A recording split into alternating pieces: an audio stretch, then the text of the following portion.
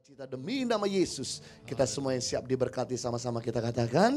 Amin. Amin. Silakan duduk kembali Bapak Ibu Saudara semua. Selamat siang, apa kabar kita semua? Luar biasa. Merupakan sebuah kehormatan dan sukacita yang besar kami boleh kembali diizinkan untuk melayani Bapak Ibu sepanjang 3 kebaktian hari ini. Saya berterima kasih kepada Bapak Pendeta Dr. Rubin Adi Abraham untuk kesempatan undangan yang kami bisa melengkapi dari mulai kemarin kaum muda dan hari ini 3 kebaktian. Dan saya selalu senang sebelum mulai firman Tuhan menyaksikan update apa yang kita telah kerjakan bersama-sama dalam menolong Indonesia, sebab lewat support Bapak Ibu kami telah menolong lebih daripada 4.000 anak-anak setiap hari untuk makanan dan pendidikan secara cuma-cuma. Dan bahkan lewat support Bapak Ibu kami telah mengutus lebih daripada 65 guru lulusan S1 untuk mengabdi di daerah-daerah tertinggal untuk memajukan pendidikan yang ada di Indonesia pedalaman. Dan bahkan lewat support Bapak Ibu kami telah memberdayakan lebih daripada belasan ribu keluarga agar mereka menjadi masyarakat yang mandiri. Dan lewat support Bapak Ibu kami baru saja meresmikan 2 minggu yang lalu yaitu sekolah di Lapas Anak Salemba. Kebetulan di Lapas Salemba atau penjara Salemba saudaraku kapasitas gedung sekitar 300 untuk penghuni, namun ternyata sudah terjadi over capacity sehingga saat ini sudah ada penghuni sekitar 1.200 orang. Akibatnya mereka nggak bisa tidur terlentang, tapi mereka harus tidurnya duduk. Dan anak-anak yang masuk Lapas Salemba ini ketika keluar, mereka coba kembali ke sekolah, melihat teman-temannya udah naik kelas lebih tinggi, mereka malu untuk sekolah. Mereka coba melamar pekerjaan tidak diterima, akhirnya mereka dibuang dan ditolak. Mereka coba rampok kembali, copet kembali, dan bikin narkoba kembali, sampai akhirnya mereka harus masuk ke Lapas Salemba kembali. Dan itu sebabnya kami bangunkan kelas di sana untuk mengejar paket A, B, dan C, untuk mereka bisa lulus SD, SMP, SMA, dan diberikan keterampilan. Sehingga ketika mereka keluar dari penjara, mereka jadi orang yang diterima oleh masyarakat dan berdampak bagi kota dan bangsa. Untuk informasi lebih lanjut apa yang Tangan Pengharapan kerjakan, mari kita saksikan sebentar klip Tangan Pengharapan kerjakan untuk Indonesia. Demikian cuplikannya. Mengucapkan terima kasih untuk support Bapak Ibu dan Glory Ministry, di mana Bapak Ibu telah menolong untuk kami bisa terus menjangkau yang tidak terjangkau dan konsisten menolong mereka. Dan untuk informasi berlanjut apa yang Tangan Pengharapan kerjakan lebih detail, ada brosur Tangan Pengharapan warna putih, Bapak Ibu bisa mendapatkannya di meja bawah setelah ibadah ini berakhir. Baik, kita akan masuk kepada kebenaran firman Tuhan di ibadah kedua ini. Kalau Bapak Ibu senang dengan sebuah judul khotbah, maka saya berjudul khotbah saya dengan tema The Fullness, Divine Fullness, kepenuhan ilahi atau keutuhan Kristus Yesus. Tadi ibadah pertama saya bicara tentang radical love, kasih yang radikal, dan ibadah nanti sore saya akan bicara tentang pesan terakhir Tuhan Yesus tentang penginjilan. Jadi buat Bapak Ibu yang tidak kemana-mana, saya encourage untuk datang baktian nanti sore. Sehingga karena saya menyampaikan firman Tuhan dengan pandangan yang berbeda dengan ibadah-ibadah sebelumnya. Baik, pada ibadah kedua ini saya akan bicara tentang the fullness, kepenuhan ilahi. Kita akan belajar bagaimana kita penuh dengan sukacita. Kita akan belajar bagaimana kita penuh dengan roh Allah. Kita akan belajar bagaimana untuk kita penuh dengan kreativitas. Sebab ada 4 keuntungan kalau kita penuh dengan roh Allah. Keuntungan yang pertama, kalau kita penuh dengan roh Allah, kita akan berjalan dalam integritas. Efesus pasal 3 ayat 19. Rasul Paulus berkata kepada jemaat di Efesus, hendaklah kamu penuh dengan roh. Barang siapa penuh dengan roh, dia akan berjalan dalam kebenaran. Kenapa seringkali ketika kita dipanggil oleh dosa, ketika dosa mulai menggoda, kita nggak bisa berkata tegas, atau kita tidak bisa berkata tidak, seperti terseret oleh hal nafsu, disebabkan karena kita tidak penuh dengan roh Allah. Dengan kita penuh dengan roh Allah, maka kita bisa berkata tegas kepada dosa dan membuat kita berjalan dalam integritas. Keuntungan yang kedua, kalau kita penuh dengan roh Allah, kita akan berjalan lebih jauh. Mobil atau sepeda motor kita yang penuh dengan bahan bakar, tentu jalannya akan lebih jauh daripada mereka yang separuh dengan bahan bakar atau seperempat dengan bahan bakar. Sama halnya dengan hidup ini.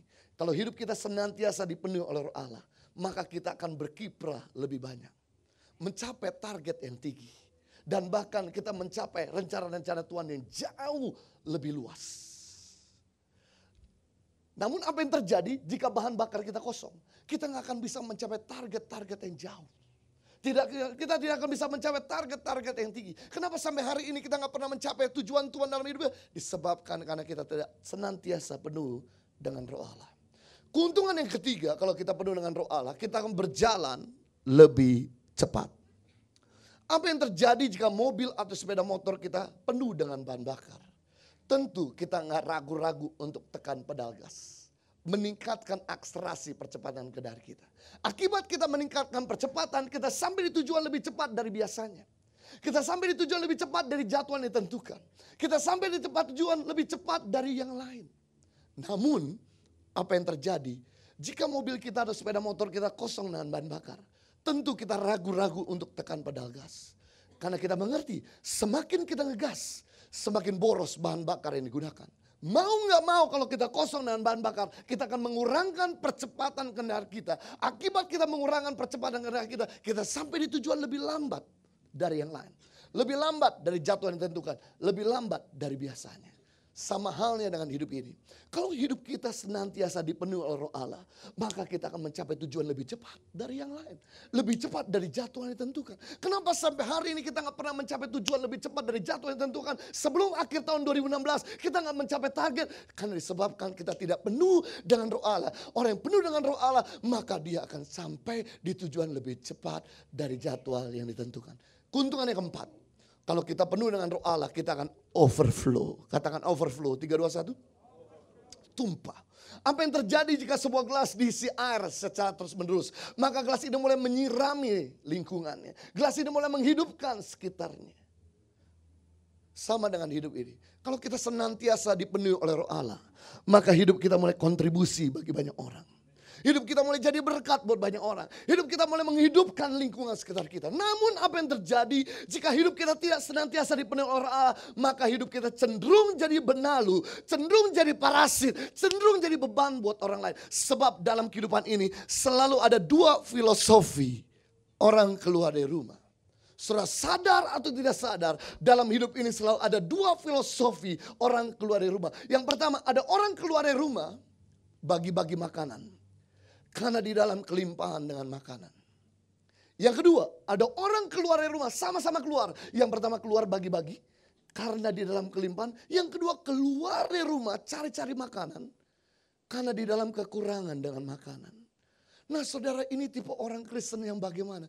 Keluar dari rumah cari untung, atau memberi untung. Keluar dari rumah jadi beban, atau memberi kelegaan. Keluar dari rumah menolong, atau justru menekan orang lain. Saya minta maaf bahwa goal kekristenan sebenarnya bukan diberkati. Tapi goal kekristenan jadi berkat. Goal kekristenan bukan jadi sukses. Tapi goal kekristenan mensukseskan orang lain. Dan kita tidak akan pernah bisa mensejahterakan orang lain. Kita tidak akan pernah bisa menolong orang lain sebelum kita penuh. Itu sebabnya kita akan belajar bagaimana untuk kita penuh. Agar kita bisa berjalan dalam integritas. Agar kita bisa berjalan lebih jauh. Agar kita bisa berjalan lebih cepat, agar kita jadi berkat dan bukan jadi benalu. Untuk kita penuh, kata penuh berasal dari bahasa Inggris yang arti katanya adalah full. Katakan full. Kata full punya 4 nilai. Kata full punya 4 arti. F yang pertama adalah fear of God, takut akan Tuhan. U-nya adalah unity in diversity, bersatu dalam perbedaan. L-nya adalah love, doer, mengasihi orang-orang lemah yang ada di dunia. Dan L yang terakhir adalah live in balance. Hidup seimbang. Kita akan belajar 4 nilai ini, 4 langkah ini agar senantiasa hidup kita penuh dengan Roh Tuhan. Yang pertama, untuk kita bisa penuh, kita perlu fear of God. Takut akan Tuhan. Takut akan Tuhan bukan seperti maling takut ketemu sama polisi. Takut akan Tuhan bukan seperti koruptor takut ketemu sama KPK. Malah saya beri definisi apa itu takut akan Tuhan. Takut akan Tuhan adalah sebuah ketetapan hati dan pikiran orang percaya yang tidak mau mengecewakan Tuhan melalui pikiran, ucapan, dan tindakannya. Jadi takut akan Tuhan adalah sebuah ketetapan hati dan pikiran kita yang tidak mau mendukakan Tuhan. Takut akan Tuhan adalah sebuah ketetapan hati dan pikiran kita yang mau menyenangkan hati Tuhan. Jadi cara menyenangkan hati Tuhan yaitu takut akan Dia. Nah mari kita lihat keuntungan daripada orang yang takut akan Tuhan. Karena setiap firman yang kita baca, setiap firman yang kita dengar, dan setiap firman yang kita renungkan dan lakukan semata-mata bukan untuk keuntungan Tuhan, tapi untuk keuntungan kita. Sekali lagi, firman yang kita baca, renungkan dan lakukan semata-mata bukan untuk keuntungan Tuhan, tapi untuk keuntungan kita. Sama ketika kita memberi perintah kepada anak kecil, nak sikat gigi. Sebetulnya perintah itu bukan untuk keuntungan si orang tua, tapi perintah itu untuk keuntungan si anak, agar giginya jangan bolong, agar mulutnya jangan bau, agar giginya jangan kuning. Sama halnya, setiap firman yang kita dengar, lakukan dan renungkan semata-mata untuk keuntungan kita. Mari kita lihat ada 4 keuntungan orang yang takut akan Tuhan. Yang pertama, kita lihat Mazmur 22 ayat 12 sampai 14. Mazmur 22 ayat 12. Siapakah orang yang takut akan Tuhan? Kepadanya Tuhan menunjukkan jalan yang harus dipilihnya. Keuntungan yang pertama dari orang yang takut akan Tuhan, kepadanya Tuhan menunjukkan jalan yang harus dipilihnya. Kepadanya Tuhan menunjukkan visi yang harus dipilihnya. Kepadanya Tuhan menunjukkan hikmat yang harus dipilihnya. Rupanya orang yang takut akan Tuhan pasti diberi visi. Your vision always determine your future. Visi Anda menentukan masa depan Anda. Itu sebabnya orang yang punya visi pasti punya masa depan. Orang yang tidak punya visi pasti tidak punya masa depan. Karena visi berbicara soal masa depan. Visi kecil, masa depan kecil. Visi besar, masa depan besar. Tidak ada visi, tidak ada masa depan. Dan ternyata visi tidak didapatkan dari kita baca buku. Visi tidak didapatkan dari kita tanya orang lain. Tapi visi didapatkan ketika kita bergaul dengan orang-orang yang takut akan Tuhan. Jadi ketika saudara dalam persimpangan jalan, bermitra bisnis dengan pebisnis A, B atau C, carilah orang yang takut akan Tuhan. Pasti ada masa depan. Sama halnya ketika kita cari pasangan hidup, carilah pasangan hidup yang takut akan Tuhan. Bukan cari yang tebal dompetnya saja. Sebab kalau kita menikah dengan orang yang tebal dompet tapi gak takut akan Tuhan, ada kemungkinan besar yang dompetnya tebal jadi tipis. Kalau kita cari menantu, jangan cuma cari menantu yang wajahnya keren, tapi gak takut akan Tuhan. Kalau kita menikah dengan orang yang wajahnya keren, gak takut akan Tuhan, akhirnya yang keren jadi kerempeng. Namun apa yang terjadi jika kita menikah dengan orang yang takut akan Tuhan, sekalipun dompetnya tipis, maka karena dia takut akan Tuhan, dompet yang tipis jadi tebal. Karena orang yang cari kerajaan Allah dan kebenaran pasti ditambahkan. Sama halnya kalau kita cari calon menantu, jangan cari calon menantu yang wajahnya keren tapi gak takut akan Tuhan. Sekalipun kita cari calon menantu, mungkin yang wajahnya biasa-biasa tapi takut akan Tuhan. Ada kemungkinan besar yang wajahnya biasa-biasa jadi luar biasa. Saya beri contoh, 25 tahun yang lalu saya menembak 4 wanita yang berbeda. Yang berbeda, 4 yang menolak saya. Tapi puji Tuhan, wanita kelima yang sekarang jadi istri saya, rupanya dia menerima dengan iman. Iman. Bukan kenyataan. Waktu saya katakan I love you, dia berkata I love you too. Dan waktu kami mau menikah, saudaraku, kami mau menikah, istri saya diperhadapkan dengan pilihan. Laki-laki yang mengejar dia dengan antusias. Seorang laki-laki yang punya hotel di mana-mana. Punya properti di mana-mana. Dan punya rumah makan di mana-mana. Dan mamanya berkata, jangan kau menikah sama pendeta itu. Pendeta itu gak punya apa-apa. Pendeta itu kan bukan Yesus. Dia gak bisa mengubah batu jadi roti. Benar juga, saya setiap kali berdoa buat batu tetap jadi batu. Kau menikahlah dengan orang yang tebal dompetnya. Pasti masa depan ada. Untung waktu itu calon istri saya berdoa dan tanya Tuhan. Dia tergerak dan ditaruh hati menikah dengan saya. Akibatnya, karena dia menikah dengan saya, apa yang terjadi? Yang pertama, yang wajahnya biasa-biasa. Kemudian Tuhan mulai mengubah from glory to glory to glory to glory to glory. Waktu zaman Facebook, 4 wanita yang menolak saya. Mereka memberi SMS dan pesan berkata, saya menyesal tidak menerima tawaranmu.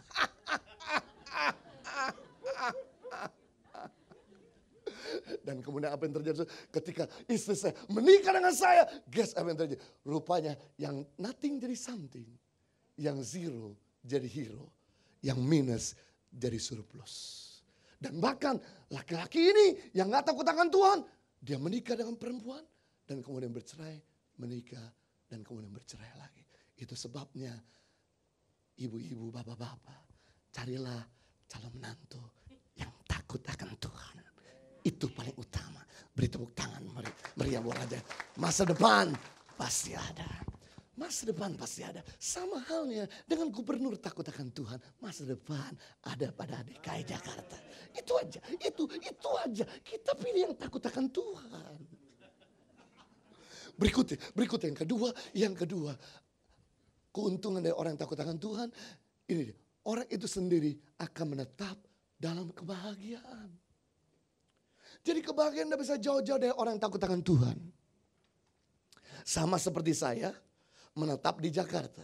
Hari ini saya di Jakarta. Nanti Sabtu depan saya ada di Palu. Senin kembali lagi ke Jakarta. Nanti Sabtu depannya lagi saya ada di Medan.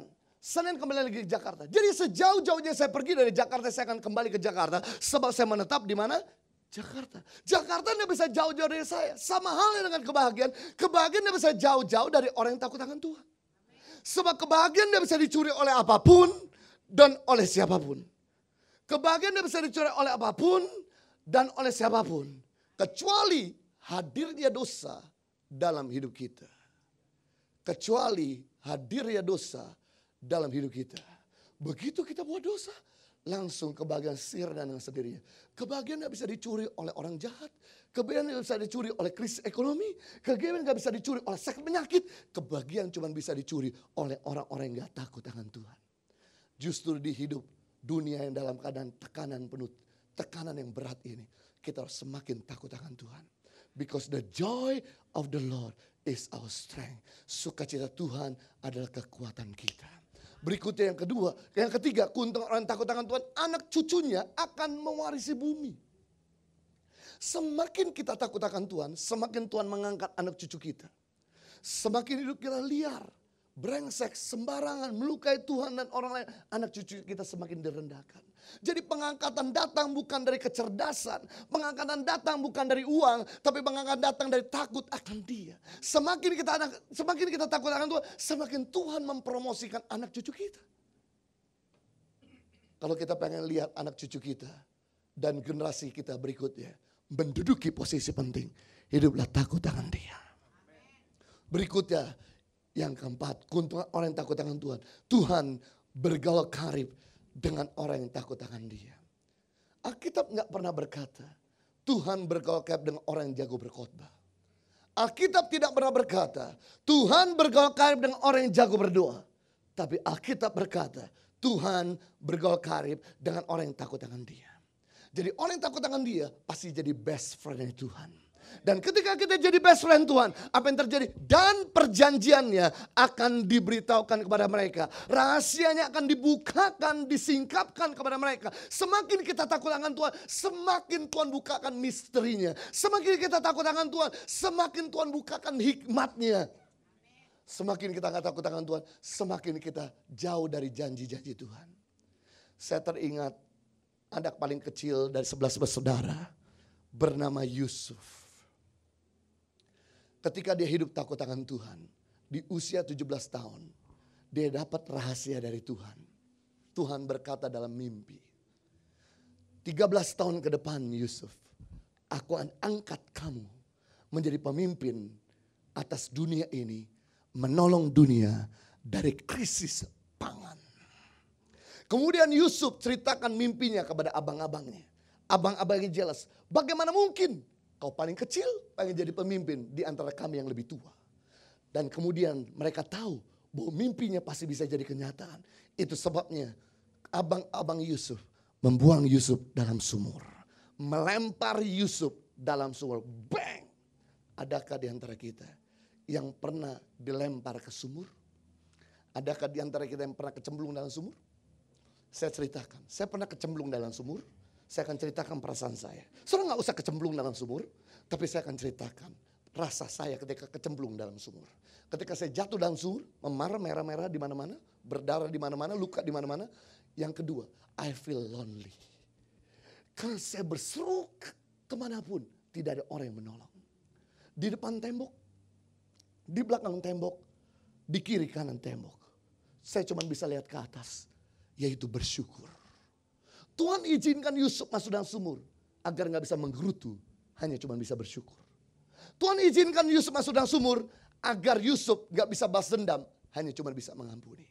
Dan kadang-kadang Tuhan izinkan kita masuk dalam sumur rohani, saya mau katakan bagus, agar kita gak bisa balas dendam, hanya cuma bisa mengampuni. Kadang-kadang Tuhan izinkan kita masuk dalam sumur rohani, saya mau katakan bagus, agar kita gak bisa menggerutu, hanya cuma bersyukur. Dan saya berdoa agar kita sering-sering masuk dalam sumur rohani. Gak ada yang amin, berat sekali aminin. Pada jalan ke atas ada turun ke bawah. Pada jalan menuju kemudian ada siap disalib. Dan apa yang terjadi? Ketika Yusuf mengampuni, ketika Yusuf bersyukur, kemudian abang-abangnya gak tega sampai adiknya mati. Salah satu abang nomor 4 bernama Yehuda berkata, janganlah kita mampuskan adik kita. Lebih baik kita keluarkan, dijual jadi budak di Mesir. Karena dia merupakan darah daging kita. Dan kemudian Yusuf dikeluarkan dari sumur, dijual jadi budak di Mesir. Nah, Bapak Ibu mesti tahu, pekerjaan jadi budak bukanlah pekerjaan yang cukup mudah. Karena kita harus bekerja 24 jam 7 hari. Kerja tanpa dibayar. Kerja gak punya waktu untuk cek Facebook. Kerja, nggak ada waktu untuk upload Instagram. Kerja, tidak ada waktu untuk santai. Kerja, nggak ada waktu untuk diri sendiri. Nah, ketika Yusuf sedang kerja bersih-bersih ruang tamu, masalahnya pada waktu itu Miss Universe tahun 4000 sebelum Masehi bernama Tante Pot. Yang sebentar menggoda Yusuf berkali-kali. Ketika Yusuf digoda sama Tante Pot, dia berusaha menghindar. Kemudian Tante Pot berusaha menggoda dengan Galaxy Note 7, digoda dengan iPad 2, digoda lagi dengan Mercedes-Benz kuncinya, dan goda lagi dengan lain segala yang laptop. Saya beritahu, Yusuf tidak bisa dikendalikan oleh gadget, Yusuf tidak bisa dikendalikan oleh uang, sebab Yusuf dikendalikan oleh Tuhan. Ini Tante gemes. Lihat anak muda, tinggi, putih, kemerah-merahan, cakep, ganteng. Agak sedikit mirip dengan orang yang sedang berbicara depan saudara. Saya cuma kasih gambaran. Walaupun Yusuf hidup 4000 tahun yang lalu, Yusuf gak jelek. Kenapa saudara mentertawakan saya? Saya ampuni saudara semua. Dan ketika Yusuf sedang bersih-bersih ruang tamu, ini tante gemes sekali melihat Yusuf yang cool. Kemudian tante ini lari dengan langkah 1000, langsung piting Yusuf dari belakang. Lu gua punya cup. Ketika Yusuf dipiting, Yusuf berusaha berentak gak bisa. Karena tante lebih kuat dari Ucup. Oke, saya jelaskan. Kenapa tante lebih kuat dari Ucup? Karena kerjanya Yusuf ngangkat kain pel dan tongkat sapu. Sedangkan kerjanya Tante Pot ngangkat batu dan besi di tempat fitness gym. Jelas yang ngangkat batu lebih kuat daripada ngangkat kain pel. Yang ngangkat besi lebih kuat daripada ngangkat tongkat sapu. Itu sebab ketika Yusuf dipiting, Yusuf gak bisa berontak karena tante kuat. Pas kebetulan Yusuf lihat bibir tante yang merah menyala, langsung disikutnya, jebret, darah muncrat. Yusuf berusaha lari keluar. Saya senang sekali. Yusuf itu natural. Yusuf gak serohani. Yusuf gak tenging tante. Tante, diam dalam nama Yesus. Tante Pot akan jangan begitu Yusuf. Memang tante dilahirkan gak bisa diam. Yusuf kalau tenging-tenging 5 menit lagi Yusuf jatuh. Saya senang Yusuf gak so rohani. Yusuf natural, lari keluar. Katakan natural. Beda dengan Daud. Daud itu ketika lihat Batsyeba mandi, Daud ikut mandi, makanya jatuh. Belajar seperti Yusuf. Ketika dia lari. Dan ini definisi mengenai takut akan Tuhan. Takut akan Tuhan adalah seseorang melakukan hal yang benar tanpa diawasi.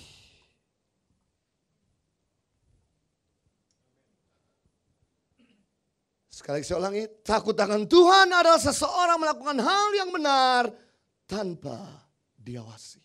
Bagaimana dengan kita? Seandainya kita pergi di luar kota, tidak ada istri atau suami anak, apakah kita melakukan hal-hal yang akan menyenangkan keluarga kita? Atau melakukan hal-hal yang akan mendukakan keluarga kita? Bagaimana dengan kita seandainya bos meminta kita mengerjakan satu proyek? Apakah kita menggelembungkan harga proyek tersebut? Atau memberikan harga proyek yang terbaik? Bagaimana dengan Anda? Seandainya Anda di kamar sendirian, apakah lihat gambar-gambar berkualitas? Atau gambar-gambar yang tidak berkualitas? Takut akan Tuhan adalah seseorang melakukan hal yang benar tanpa diawasi. Dan apa yang terjadi ketika Yusuf takut akan Tuhan? Mari kita lihat Kejadian pasal 39 ayat 2. Tetapi Tuhan menyertai Yusuf. Sehingga ia menjadi seorang yang selalu berhasil dalam pekerjaannya. Bukan kadang-kadang berhasil. Bukan jarang-jarang berhasil. Selalu berhasil dalam pekerjaannya. Perhatikan baik-baik. Saya jelaskan kronologisnya. Yusuf itu nothing at all. Yusuf tidak punya teman. Yusuf tidak punya keluarga, Yusuf tidak punya pendidikan, Yusuf tidak punya uang, Yusuf tidak punya backingan, tapi Yusuf selalu berhasil. Berarti keberhasilan seseorang bukan ditentukan dari apa yang dia miliki, melainkan siapa yang dia miliki.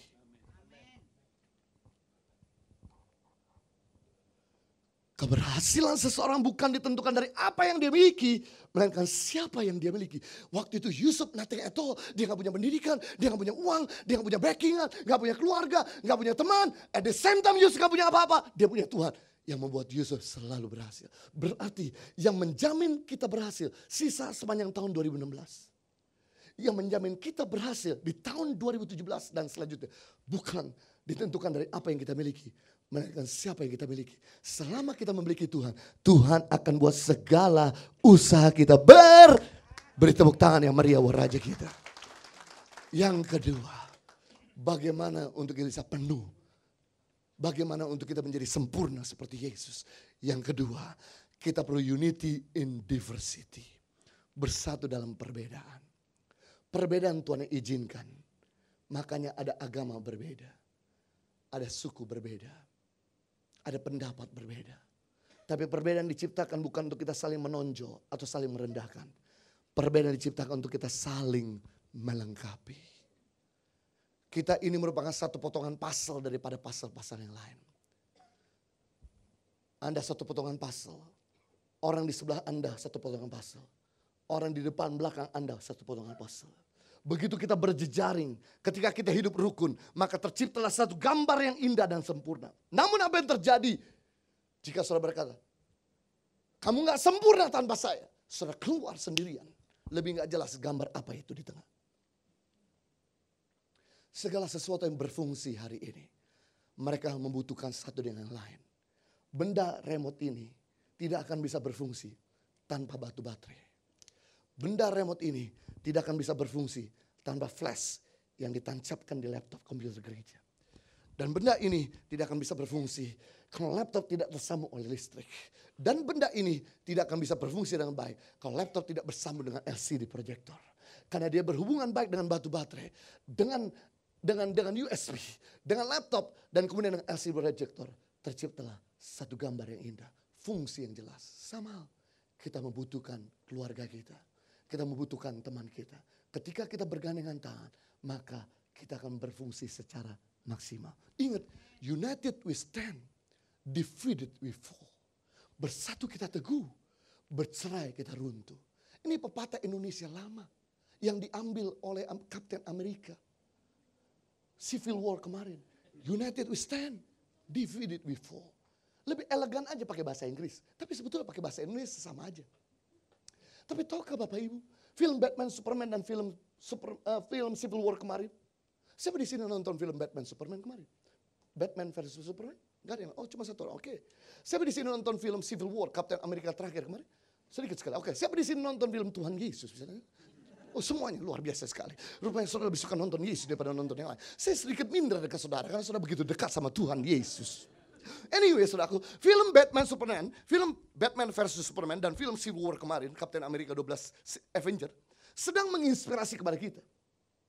Dibutuhkan musuh yang lemah dengan senjata adu domba akan menghancurkan semua kekuatan superhero. Sekali lagi, dibutuhkan musuh yang lemah dengan senjata adu domba akan mengalahkan semua kekuatan superhero. Saudara, film Batman Superman kemarin musuhnya adalah seorang anak muda psycho. Kemudian Batman dan Superman diadu domba. Musuhnya film Avenger terakhir kemarin itu Civil War adalah seorang tua yang sakit hati dengan Kapten Amerika. Dan kemudian mereka diadu domba. Akhirnya terciptalah dua tim. Kapten Amerika tim dan Iron Man tim. Siapa di sini pendukung Kapten Amerika tim? Siapa di sini pendukung Iron Man tim? Siapa di sini pendukung Tuhan Yesus tim? Sama halnya dengan iblis. Iblis tahu Kekuatan Tuhan dalam diri kita begitu besar. Itu sebab yang dilakukan sama iblis adalah dia adu dombakan kita dengan pasangan hidup. Dia adu dombakan kita dengan saudara kandung. Dia adu dombakan kita dengan karyawan dan pimpinan. Dia adukan dombakan kita dengan saudara seiman. Akhirnya kerajaan yang terpecah-pecah tidak akan pernah bertahan lama. Mari kita lihat firman Tuhan dalam Mazmur 133 ayat 1-3. Sungguh alangkah baiknya dan indahnya apabila saudara-saudara diam bersama dengan rukun. Hidup indah dan baik ketika kita diam dengan rukun. Hidup indah dan baik bukan ketika kita punya tebal dompet. Hidup indah dan baik bukan ditentukan dari potongan paras. Siapa yang menyangka dengan Brad Pitt yang menikah dengan Jennifer Aniston selama 15 tahun tidak pernah bercerai. Kurang ganteng apa Jennifer? Kurang ganteng apa Brad Pitt? Kurang cantik apa Jennifer Aniston? Akhirnya mereka bercerai. Brad Pitt kemudian menikah dengan Angelina Jolie. Selama 12 tahun punya anak 3. Dan kemudian mereka putuskan bercerai. Sekarang saudaraku, Brad Pitt itu yang nunggu banyak banget. Ada Kate Hudson. Dan saya tahu ada beberapa di antara kita juga menunggu Brad Pitt. Tapi saya beritahu kepada Bapak Ibu. Potongan paras tidak akan pernah menjamin keluarga kita bahagia. Kekayaan tidak menjamin seseorang keluarga bahagia. Popularitas tidak menjamin keluarga seseorang bahagia. Tapi menjamin keluarga seseorang bahagia ketika kita diam dengan rukun. Bukan diam-diaman. Tidur satu ranjang diam-diaman. Kerja satu tempat diam-diaman. Pelayanan satu gereja diam-diaman. Makanya gak baik, gak indah. Dan apa yang terjadi ketika kita diam dengan rukun. Ayat 3, sebab kesanalah Tuhan memerintahkan berkat kehidupan untuk selama-lamanya. Orang yang rukun tuh berkat diperintahkan. Makanya Bapak Ibu, saya ini gak pernah takut sama minoritas. Yang saya takutkan dalam hidup saya adalah perpecahan. Selama kita minoritas bersatu, kita akan telan yang mayoritas. Saudaraku, ada calon gubernur dan calon wakil gubernur 9 tahun yang lalu. Mereka ini cuma didukung 2 partai. Mereka diserang 30 partai. Bayangkan 2 lawan 30 jelas menang 30. 2 lawan 10 jelas menang 10, gak usah 30. Jelas lawan 5. Yang menang 5 daripada yang didukung 2. Tapi rupanya 2 calon gubernur dan wakil gubernur ini tahu yang namanya kesatuan hati. Satu di antara kita bisa mengalahkan beribu-ribu. 2 kalau sehati bisa mengalahkan puluhan ribu. Bayangkan ini. Mereka berdua tuh beda suku. Yang satu Jawa, yang satu Chinese. Yang satu berdoa buka tangan. Yang satu berdoa lipat tangan.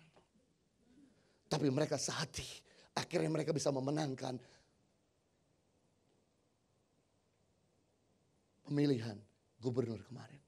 Bapak Ibu, kalau yang lalu aja jadi kenyataan, apalagi nanti Februari 2017 juga bisa jadi kenyataan dong.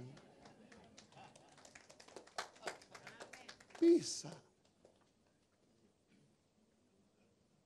Unity adalah gabungan 2 atau 3 energi yang menghasilkan pelipat ganda kekuatan. Sekali lagi saya ulangi, unity adalah gabungan 2-3 energi yang menghasilkan pelipat ganda kekuatan. Makanya tali tambang itu dia bergandengan dengan 3 tali lain. Karena tali tambang tahu satu tali mengangkat kemampuan 100 kilo, 2 tali sendiri-sendiri 200 kilo, 3 tali sendiri-sendiri 300 kilo. Tapi tali tambang, kalau dia sendiri 100 kilo mampu mengangkat beban, 2 tali bergandengan tangan, mampu mengangkat beban 500 kilo, 3 tali bergandengan, mampu mengangkat 1000 kilo. Yang harusnya 300 kilo jadi 1000 kilo karena bergandengan. Itu sebabnya penting sekali untuk kita menghargai suku-suku yang lain. Yesus sendiri ternyata juga punya murid-murid yang beda-beda suku. Saya dapat foto ini, lukisan ini ketika saya sedang melayani satu gereja Katolik. Mungkin Katolik kadang gak bisa pecah-pecah kali saudaraku ya. Tahu mengerti unity.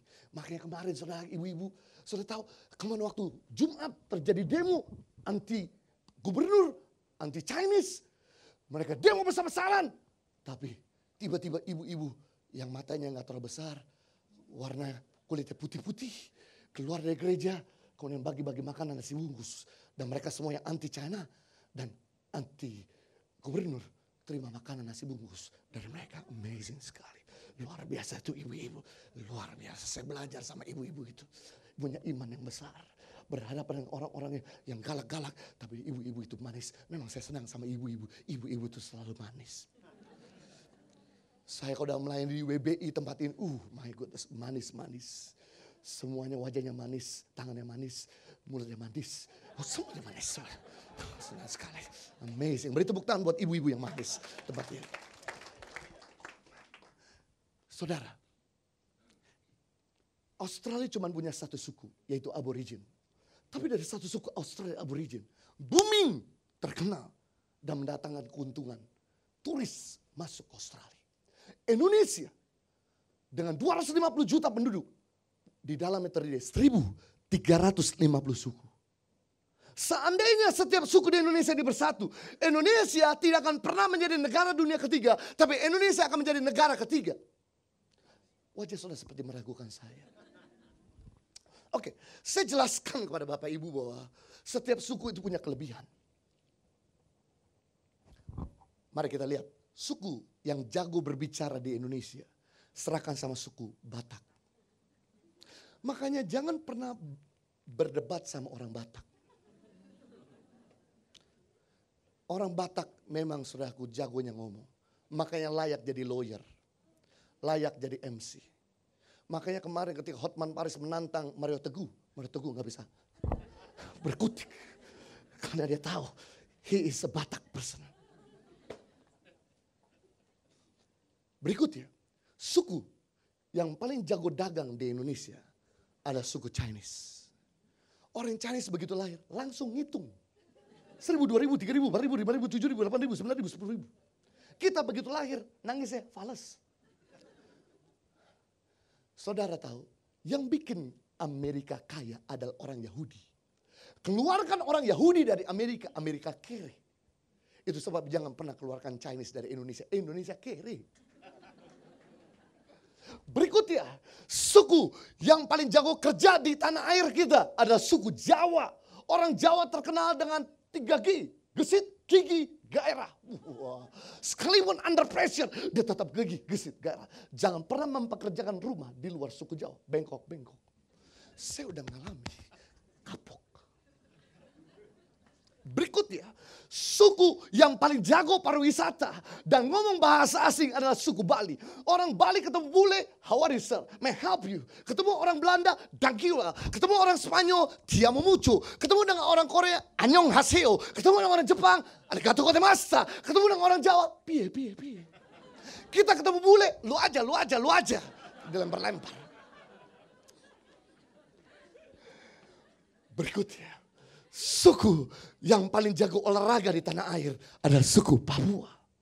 Orang Papua kalau olahraga gak pernah kalah. Makanya saudaraku pertandingan bola selalu Persipura menang. Saudara tahu Persipura selalu berhadapan 3 kali di final dengan Arema Malang. Selalu di final Arema Malang dilibas. Bagaimana bisa menang? Orang di Malang biasa makan tempe tahu. Minta maaf, orang di Papua biasa makan babi. Jelas ya makan babi lebih kuat daripada makan tempe dan tahu. Dan orang di Malang keluar rumah naik mobil. Orang di Papua keluar rumah jalan kaki. Makanya jalan kaki lebih kuat daripada naik mobil.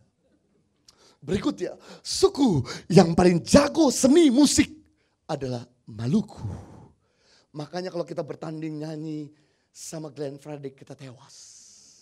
Sama Rusahana kita lewat. Begitu mereka lahir udah pecah suara. Amazing. Suku yang jago berdandan.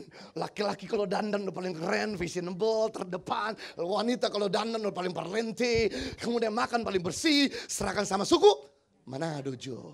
Makanya Miss Indonesia hari ini dari Sulawesi Utara. Saudara bisa bayangkan setiap suku di Indonesia di bersatu. Indonesia tidak akan pernah menjadi negara dunia ketiga. Indonesia akan menjadi negara ketiga. Dunia ketiga adalah negara berkembang. Negara ketiga adalah negara maju. Pertama Amerika, kedua China, ketiga Indonesia.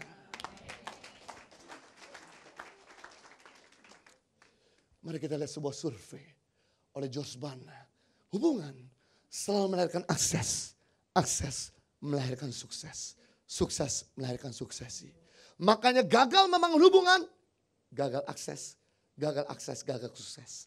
Perhatikan, semua orang yang mudah bergaul, mudah berhasil.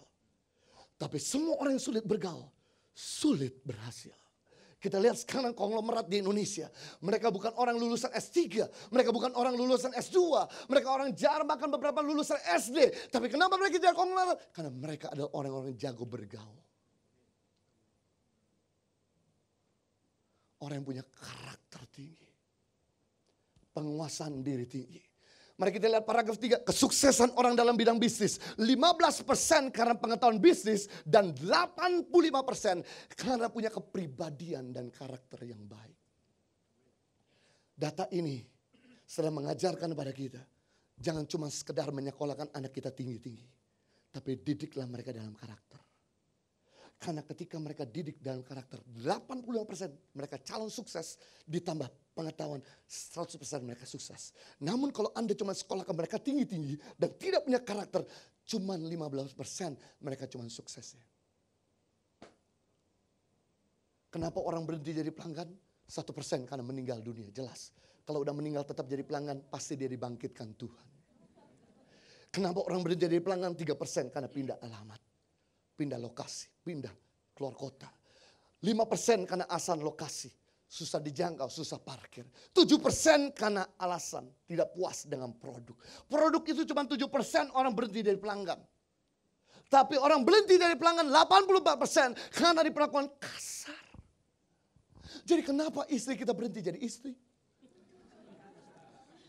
Bukan karena perut kita mancung ke depan. Tapi mungkin karena kita gak pernah punya waktu sama keluarga. Kenapa suami berhenti jadi suami? Bukan karena istri makin keriput, kita makin keriput. Tapi mungkin mulut kita gak pernah berkicau dari matahari terbenam sampai terbit dan terbenam dan terbit dan terbenam kembali. Kenapa anak berhenti jadi anak? Bukan karena kita bapak tukang beca.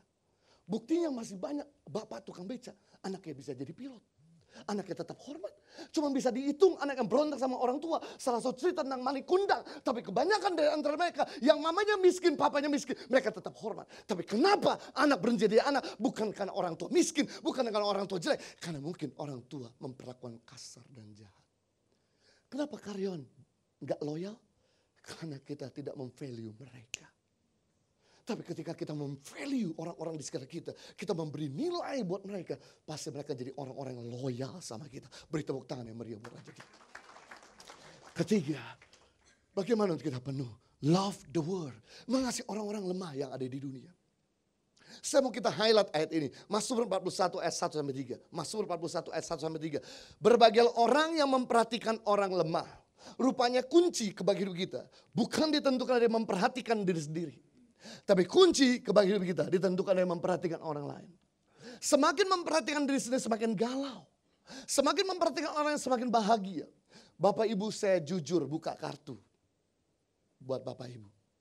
Saya mulai belajar berkhotbah sejak tahun 1996, 20 tahun yang lalu.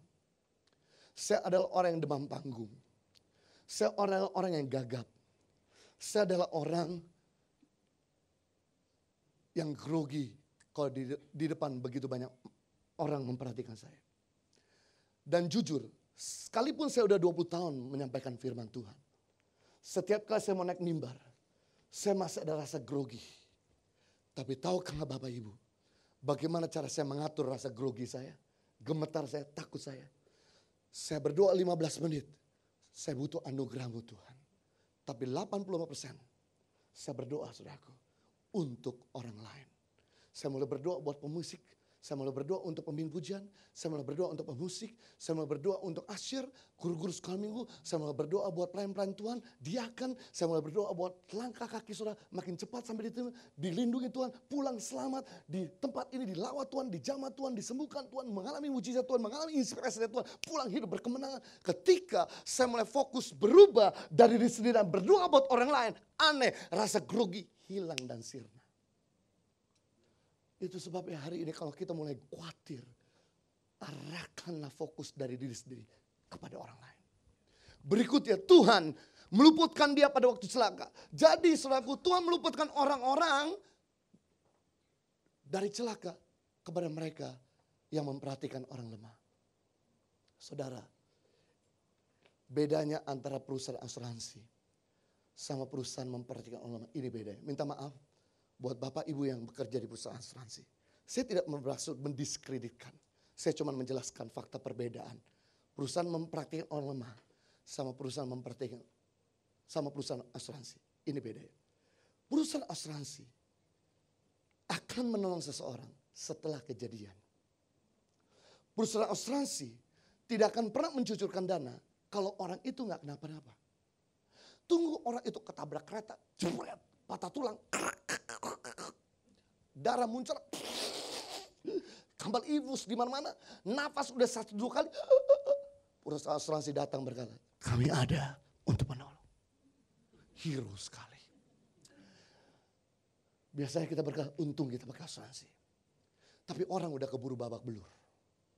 Karena asuransi nggak tahu masa depan. Nah bedanya, perusahaan memperhatikan orang lemah, ini bedanya. Kalau saudara perhatikan yang lapar dikasih makan, yang sakit saudara sehatkan, yang pengangguran saudara berdayakan, yang sakit hati saudara hiburkan, yang nggak punya pakaian saudara kasih pakaian, mereka sebatang kara saudara berkati mereka yang nggak punya orang tua saudara kasih sesuatu. Saya beritahu sama saudara, ketika saudara memperhatikan orang lemah, karena ada orang mau jahat sama saudara, Tuhan luputkan. Karena Tuhan tahu masa depan.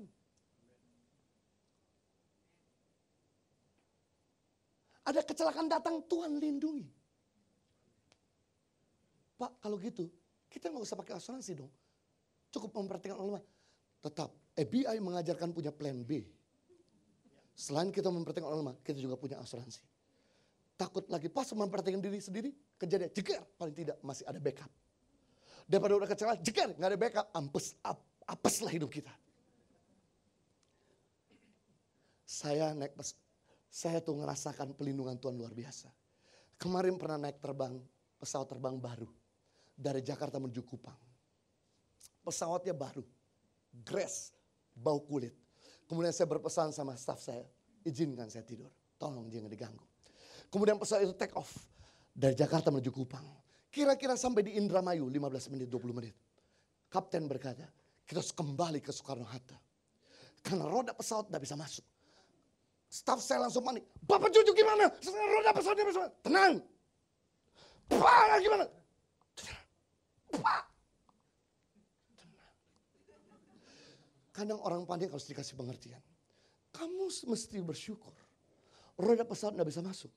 Daripada udah masuk nggak bisa keluar, lebih parah. Kayak sulit kita mendarat di laut nanti. Iya juga Bapak. Saya pernah naik pesawat dari Nias ke Medan. Pesawatnya kapasitas harusnya yang dikirim ada 24. Karena udah ada 24 orang pegang boarding pass. Tapi ternyata yang nyampe adalah pesawat TNI dengan kapasitas 14. Saya sebagai orang muda, ketika gate terbuka, langsung lari paling cepat. Dan duduk paling depan. Dan kemudian saya lihat omong-omong berdiri, kesian saudaraku. Mereka semua pengen pergi juga. Kemudian saya sebagai seorang yang muda, kebetulan saya tinggal di Australia. Saya tahu yang namanya menghargai orang cacat dan orang lebih tua. Saya berkata, Oma, Opa, silakan duduk di tempat saya. Biar saya duduk di bagasi. Terima kasih. Terima kasih. Kemudian saya duduk di bagasi. Bersama dengan ayam, bersama dengan burung, bersama dengan beberapa orang. Kapten berkata, kapal kita over capacity. Cuman bisa menampung 14 orang. Keluar sisanya. Mereka 9 orang keluar, saya tetap mau di dalam. Jadi 15 orang bersama dengan burung, bersama dengan ayam. Kemudian pesawat begitu take off. Karena over capacity, dia bisa take off, jatuh lagi. Kemudian kapten berkata, harus kurangkan capacity. Saya bilang sama kapten, Pak Kapten, saya udah beli boarding pass. Saya ada keperluan di Medan dan kembali ke Jakarta.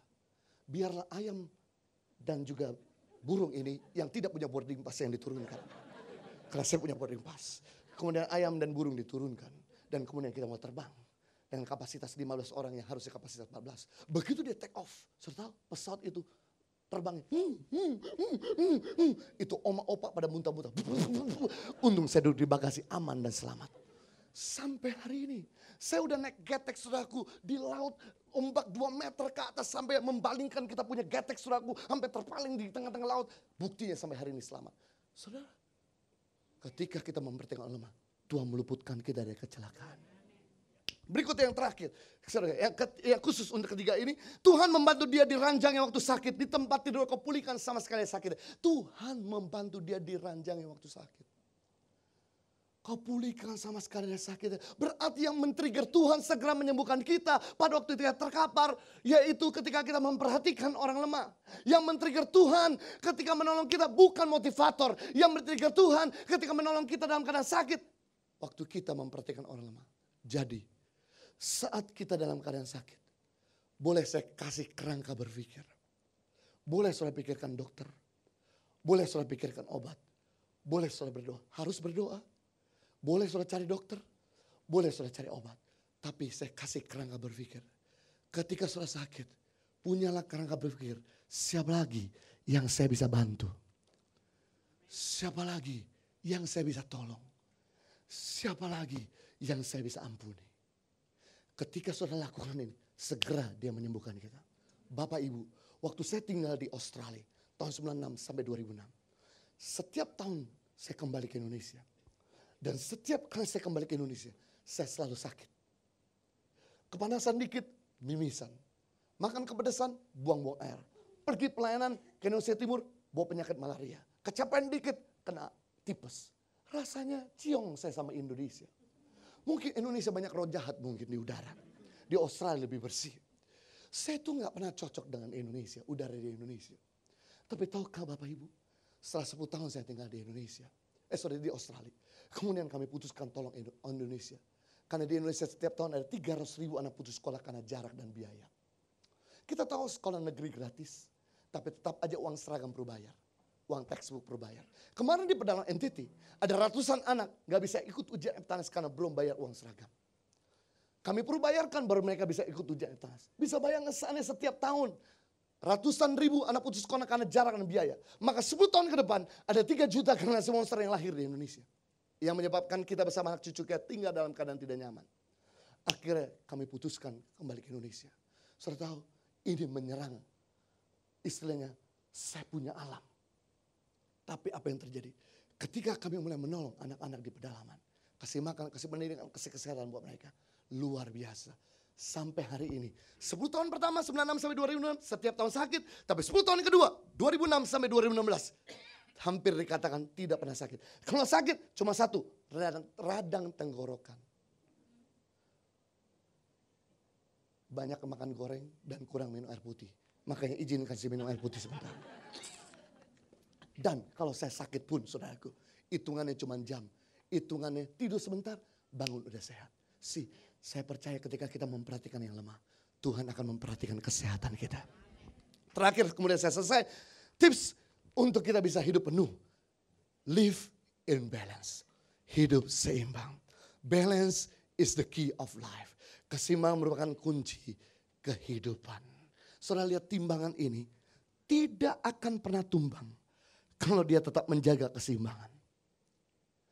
Unless ditaruhkan beban satu batu di sebelahnya. Maka dia mulai miring. Begitu dia gak kuat, dia akan tumbang. Sama hal yang membuat hidup kita tumbang. Yang membuat kesehatan kita tumbang. Yang membuat rumah tangga kita tumbang. Yang membuat keuangan kita tumbang. Karena kita gak bisa menjaga keseimbangan. Jadi jangan salahkan orang lain. Kalau rumah tangga kita tumbang. Kalau keuangan dan kesehatan kita tumbang, introspeksi diri sendiri. Mungkin karena ada keseimbangan. Kita akan belajar tips untuk hidup seimbang. Yang pertama, menjalankan gaya hidup sehat. Menjalankan hidup sehat yang pertama adalah makan cukup. Nah, kita makan lebih dari cukup terus. Sehari harusnya makan cukup 3 kali, ini makan 12 kali. Sungguh ironis.